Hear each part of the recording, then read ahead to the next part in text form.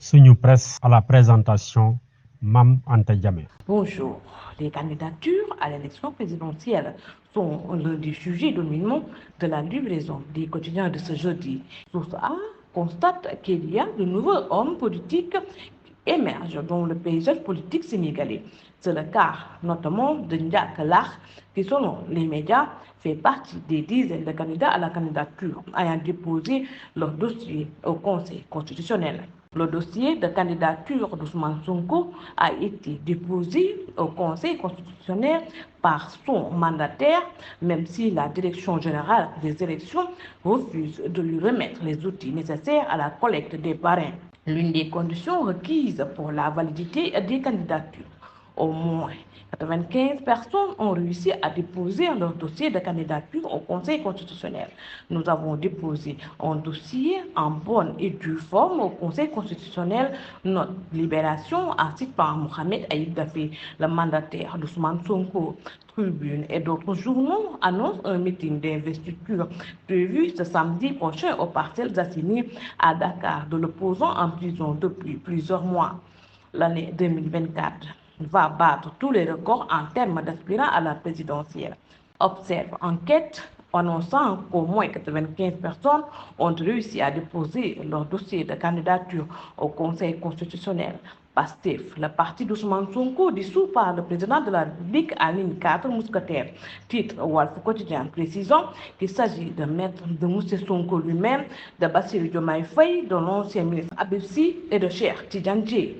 La floraison de candidature n'est-elle pas la conséquence de notre goût de l'homme présidentiel, généralement choisi sur le tas, ajouté au monarchisme de l'institution présidentielle, où le chef de l'État détient tous les pouvoirs, se demande Sud Quotidien.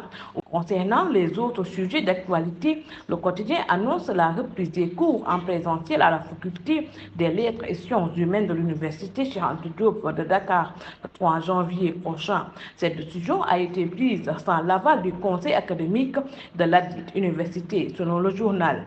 Les enseignements en présentiel de la faculté des lettres et sciences humaines ont été suspendus pendant plusieurs mois. Le Sénégal peut-il gagner la Coupe d'Afrique des Nations sans Boulaye Dia?